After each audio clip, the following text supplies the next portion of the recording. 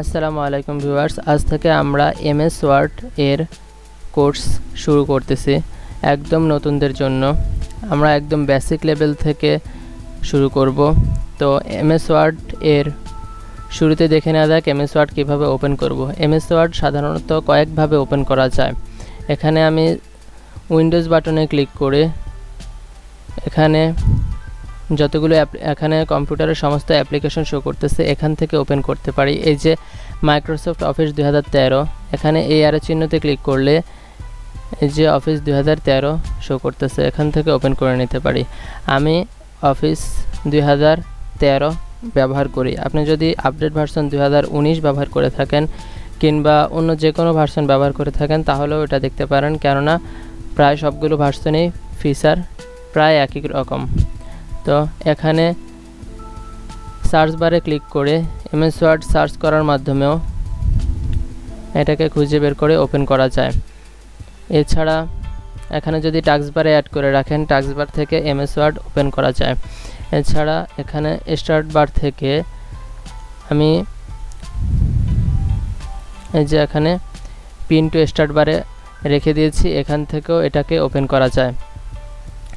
এছাড়া আরও একটা পদ্ধতিতে ওপেন করা যায়, উইন্ডোজ প্লাস আর বাটনে ক্লিক করলে এখানে রান অপশন চলে আসবে এবং এখান থেকে লিখে দেবেন উইন ওয়ার্ডে লিখে ওকে ক্লিক করলে অথবা ইন্টার ক্লিক করলে এমএস ওয়ার্ড ওপেন হয়ে যাবে। তো আমি ইন্টার ক্লিক করবার মাধ্যমে এটাকে ওপেন করে নিলাম।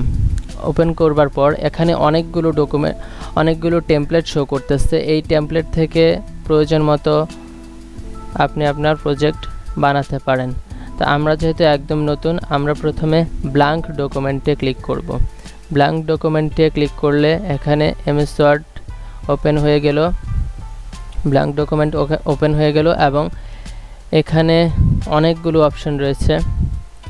যেমন উপরে রয়েছে, প্রথমে রয়েছে ফাইল থেকে এখানে info, new, open, save S, print, share, export, close. তো আমরা এগুলোর ব্যবহার একে একে দেখতে পাবো পরবর্তী ভিডিওগুলোতে।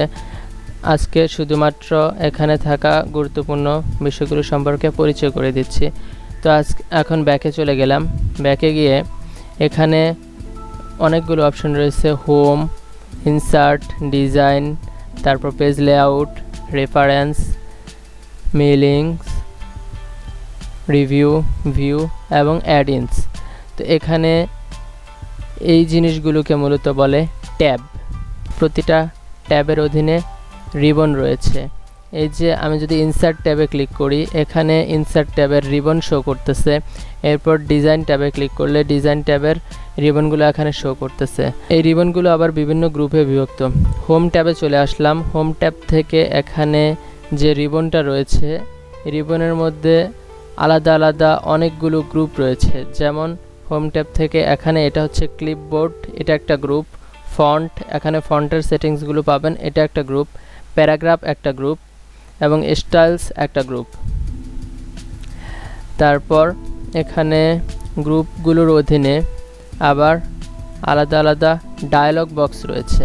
এই যে কোনায় এই তীর চিহ্নে ক্লিক করলে এটাকে বলে, এটা মূলত ডায়লগ বক্স। তো আমি এখানে যদি মাউসের লেফট বাটন ক্লিক করি, ডায়লগ বক্স ওপেন হয়ে যাবে। এই যে এখানে সমস্ত অপশনগুলো শো করতেছে অ্যাডভান্স লেভেলের। এখান থেকে আপনার প্রয়োজন মতো সেটিংসগুলো করে নিতে পারেন। আমরা আস্তে আস্তে এগুলোর ব্যবহারও দেখব। তারপর এখানে আমি যদি অনেকগুলো পেজ নিতে চাই, সেক্ষেত্রে ইন্টার বাটন যদি চেপে ধরে রাখি, সেক্ষেত্রে একাধিক পেজ চলে আসে। এই যে এখানে আমি কয়েকটা পেজ নিয়ে নিলাম। এখানে আপনি যে কয়টা পেজ নিয়েছেন, এখানে আপনি যে পেজে আছেন সেই পেজটা দেখতে গেলে এই যে এখানে নিচে এখানে শো করবে পেজটা। আমি এখন 3 নাম্বার পেজে আছি। আমি যদি আগের পেজে যাই, এই যে এখন 2 নাম্বার পেজ দেখাচ্ছে। তো এখানে এই নিচের যে অংশটা, এটাকে মূলত বলে স্ট্যাটাস বার।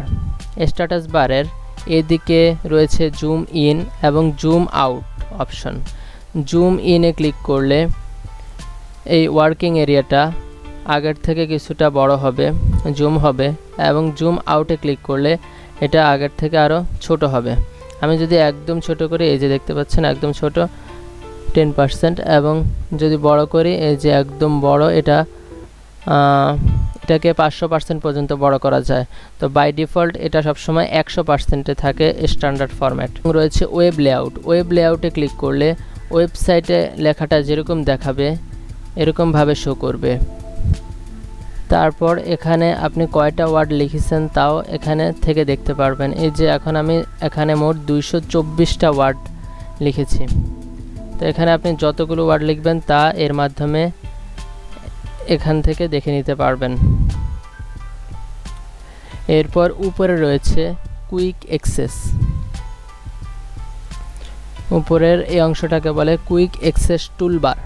কুইক অ্যাক্সেস টুলবারে এখানে সবসময় বাই ডিফল্ট 3টা কুইক অ্যাক্সেস টুলবার সিলেক্ট করা থাকে। আপনি চাইলে প্রয়োজন মতো অনেকগুলো কুইক অ্যাক্সেস টুলবার অ্যাড করতে পারবেন। কুইক অ্যাক্সেস টুলবার অ্যাড করতে হলে এই যে এখান থেকে মাউসের লেফট বাটন ক্লিক করে দিলে এখানে এই যে সেভ, আনডু এবং রিডু, এই যে প্রথমটা সেভ এবং তারপরটা আনডু, তারপরটা রিডু, এই 3টা রয়েছে। তো আমাদের যে কাজগুলো এমএস ওয়ার্ডে প্রতিনিয়ত করতে হয় সেগুলোকে আমরা যদি শর্টকাট করে রাখতে চাই সেক্ষেত্রে এখান থেকে কুইক অ্যাক্সেস টুলবারে সিলেক্ট করে দিলেই সেটা শর্টকাট হয়ে থাকবে। যদি আমি এখান থেকে ড্র টেবিলকে কুইক অ্যাক্সেস টুলবারে অ্যাড করতে চাই, আমি জাস্ট এখানে ক্লিক করে দেব, এই যে ড্র টেবিল অ্যাড হয়ে গেল। এরপর এখান থেকে আমি ওপেনটাকে অ্যাড করে দিলাম, এই যে ওপেন অ্যাড হয়ে গেল। আবার আমি যদি চাই এটাকে আর এখানে রাখবো না, সেক্ষেত্রে এই টিক চিহ্নটা উঠিয়ে দিলেই এটা আর এখানে শো করবে না। যদি আমি এখানে ওপেন থেকে টিক চিহ্নটা রিমুভ করে দেই, এই যে দেখতে পাচ্ছেন এখন আর ওপেনটা এখানে শো করতেছে না। আমি যদি ড্র টেবিলকে এখান থেকে রিমুভ করতে চাই সেক্ষেত্রে মাউসের লেফট বাটন ড্র টেবিলের উপর ক্লিক করে দিলাম, এই যে এখন আর এটা শো করতেছে না। এভাবে এটাকে উঠে নেওয়া যায়।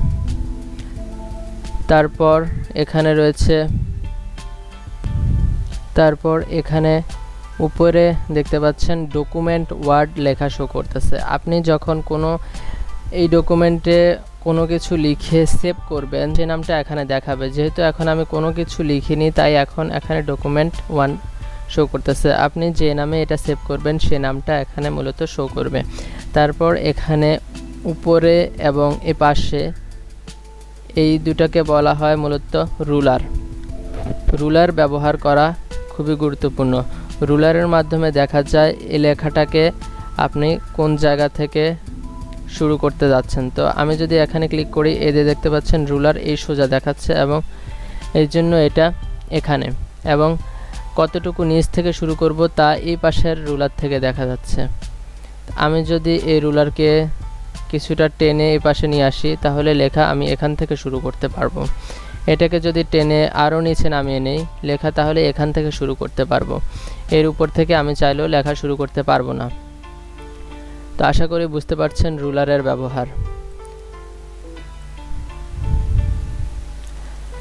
এছাড়া এখানে আরও অনেক ব্যবহার রয়েছে। Home tab, insert tab, design tab, প্রত্যেকটা ট্যাবের যত ব্যবহার রয়েছে আমি পরবর্তী পর্বগুলোতে বিস্তারিত আলোচনা করব। সাথেই থাকুন।